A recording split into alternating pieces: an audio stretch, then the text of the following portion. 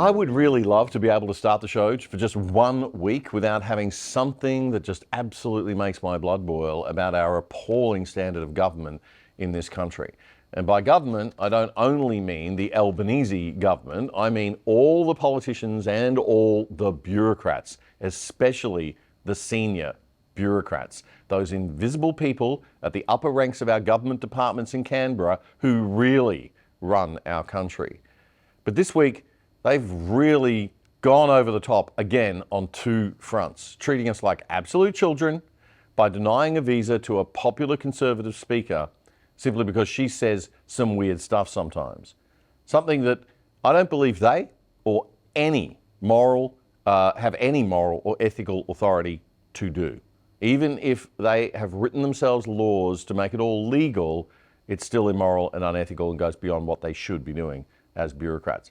More on that later. But worst of all this week, the disgusting, slimy, manipulative nature of this latest COVID inquiry report and the gross hypocrisy that accompanied it from the Treasurer, Jim Chalmers, really took the cake. The COVID inquiry was established in September last year to consider the federal government's responses to the pandemic. What we really need is an independent royal commission which looks into the totality of the response from all levels of government and all the arms of the bureaucracy, especially the state governments. But we can't have that. This watered down little investigation is all we're going to get for now.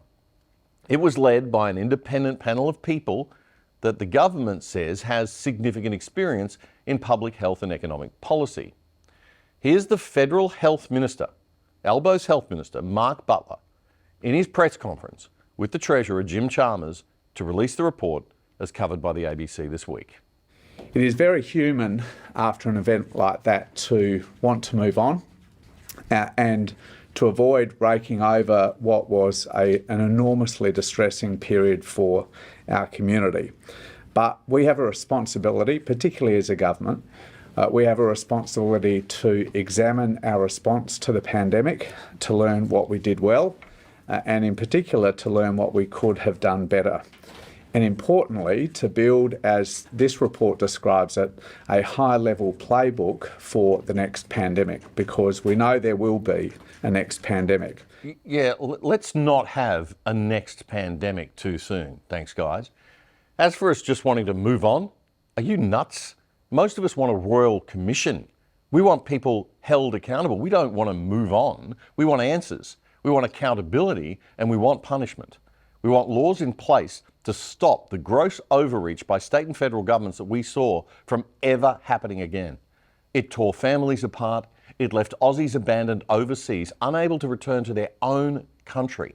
Let that sink in. I don't care if you have to build a quarantine centre, maybe not too big a one, but a quarantine place in the middle of the desert. I couldn't care less. You've got to allow Australians to come back to their own country if they want to.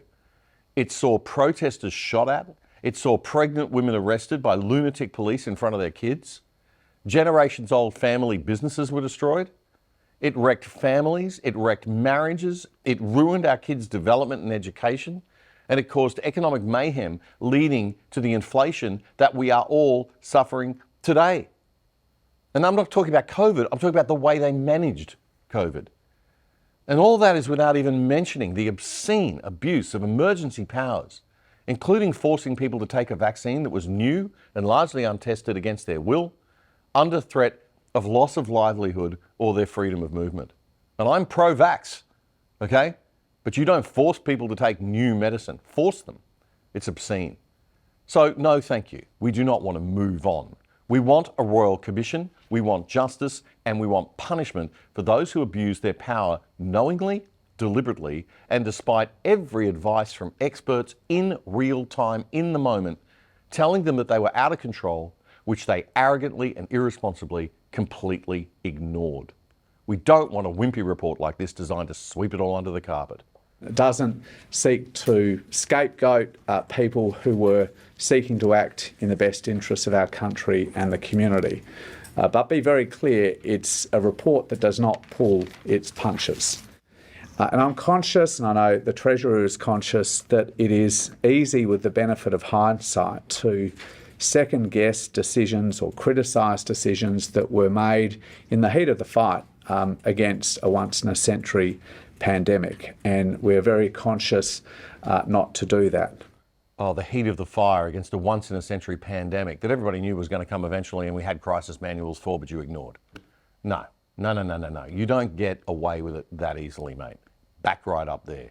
These decisions weren't the innocent, sweet mistakes of kind, well-meaning premiers and chief health officers battling in the heat of the crisis, doing their very best under tough circumstances, not getting the advice they needed. They had the advice they needed. Everybody who works in crisis management knows that you do not abdicate your authority and hand over all decision-making to just one of your senior people, like almost all the premiers did with their pathetic, well, that's up to the chief health officer and I'm listening to the chief health officer. That was a complete abdication of responsibility and dereliction of duty. As the Premier, as the Prime Minister, and he was just as bad, as a leader in a crisis, you have the responsibility to take counsel and advice from a wide range of experts on what the impacts of the decisions that you're going to make are going to be. You're required as the leader then to make those decisions and most of all, to own them. And what we saw, especially from Premiers Andrews, McGowan and Palaszczuk, was a complete abandonment of the people and that responsibility that they were elected to government to hold. Time and time again, they were warned about the economic impacts. They were warned about the health impacts and the psychological impacts and the impacts on our kids. They were warned about the abuse of their powers and the denial of human rights and fundamental freedoms of movement. And they did it all anyway, without any humility, without any respect for our freedoms and democracy, or any consideration for their recklessness, and all while putting political and PR considerations before good leadership in the moment. And that is inexcusable, and it does need to be highlighted. The report says that measures enacted under the Biosecurity Act were restrictive and their broader economic, social and mental health and human rights impacts were not always understood or considered. Wow. We told you that at the time and you ignored us. All of the independent media in Australia were saying the same thing, and some of the mainstream media even were saying it. This press conference, this charade by the Health Minister and the Treasurer was truly sickening. The politicians went on to congratulate themselves, first for the inquiry itself and how great it is and how great the report is. It isn't. And then for the good performance as a country on COVID. It wasn't. This is an enormously valuable report from Robin and Angela and Catherine. And again, I want to thank them for the work that they did. I want to thank the Secretariat from PMNC that worked so closely with them. Hand over to you, Jim. Yeah, thanks very much, Mark, for all of the work that Mark's put into this. He briefed the Cabinet yesterday and we're releasing it today really as soon as we could after Mark was able to take the Cabinet through all of the details. This is a really comprehensive and it's a really considered piece of work. Oh, it's a piece of work, all right. Aren't we just great? And Mark briefed Cabinet on what was in it, and we're doing this press conference now. Wow. And look at this big, thick document. I bet there's a lot of words inside. Wouldn't you just love to have someone tell you how great you are every day just for doing the bare minimum expected in your job? And when they're handing down a report into how you failed in your job? I guess that's why they get the big bucks. Anyway, it gets better. Of course, the answer government always gives to a failure of government is more government. So Albo's health minister has pledged more of your money, $250 million this time, to establish a permanent Centre for Disease Control. Oh, that's original. Tasked with ensuring that Australia is prepared for the next pandemic. Why? Well, because Australians aren't going to listen to governments again if they try to pull the tricks they did in 2020 to 22. The report says that we are unlikely to accept many of the sweeping restrictions like lockdowns again. No kidding, Sherlock. You try that garbage again with a Dan Andrews Mark II type Premier, and there'll be riots in the streets this time. The new Aussie CDC will start on January 1, 2026, and it'll be based in Canberra, of course. And what other failed health bureaucracy would you be getting rid of to pay for this new one that you're creating? What jobs will you make redundant to pay for the new jobs that you're creating? None. Nothing. What a surprise. The opposition has not committed to supporting this yet, saying it will look at the details first. Wise move. And get this, the first job of this new CDC would be to establish a surveillance system. The first priority of the CDC will be to establish a comprehensive joined up data and surveillance system. Cool, more surveillance, just what we need. Now, the Treasurer decided to use the press conference as a chance to attack ScoMo and his predecessor Josh Frydenberg for spending too much during the pandemic on measures like JobKeeper. He's absolutely right. It was ridiculous, and we're still paying for it today through inflation. But the hypocrisy was just too much to bear. Goofy Dr. Jim was calling for more spending at the time, not less spending, as Sky News presenter Andrew Bolt explained on his show this week.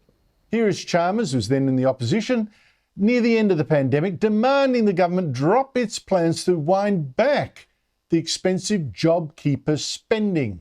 We urge him to reconsider winding that back because the economy is still in all sorts of trouble. And that wasn't all. Labor wanted to pay people to get vaccinated. That would have cost another $6 billion. All these other schemes that all up would have meant that Labor spent $81 billion more than even the Morrison government. Andrew Bolt highlighting the gobsmacking hypocrisy of our political class on the Bolt Report this week. Here at The Other Side, we do not get more than $1 billion of taxpayer money like the ABC does to waste on fun stuff that we and our friends like while ignoring the public that we're supposed to serve. We have to rely on your support of this show. But I also hate asking for charity. So we've done a deal with what I think is the best VPN service in the world so that you can support this show and get excellent value for yourself in return. Private Internet Access VPN is a virtual private network. You download their app onto your phone, your TV, your computer, whatever you use, and it'll route all your data through a different server location so that you can't be tracked by the prying eyes of big government and big corporations. It keeps you and your family truly safe, and it will not massively slow down your internet speeds or make it harder to use your devices like some VPNs do. Private Internet Access, PIA VPN, is quick and easy to install, and once you've downloaded it, that's pretty much it. You can sign up using our special Other Side code for less than $3 a month. Unbelievable. That is a whopping 83% off the normal price, and you'll get the first 4 months free, and you will be helping our show a lot. So get onto it, piavpn.com/otherside to get the special deal. And get this, if you've got a Netflix account, by signing on through a server in another country to Netflix, like the US, for example, you'll get access to that country's library of Netflix shows on your account as if you were in that country, which is also great if you want Netflix in a different language or something. piavpn.com/otherside. If you like that clip, there's more where that came from in our full show, The Other Side. You can watch it right here, the latest episode. And please subscribe to our channel by pressing the subscribe button right here or down here. And remember to click that notification bell too. It all helps. Join us and become part of The Other Side.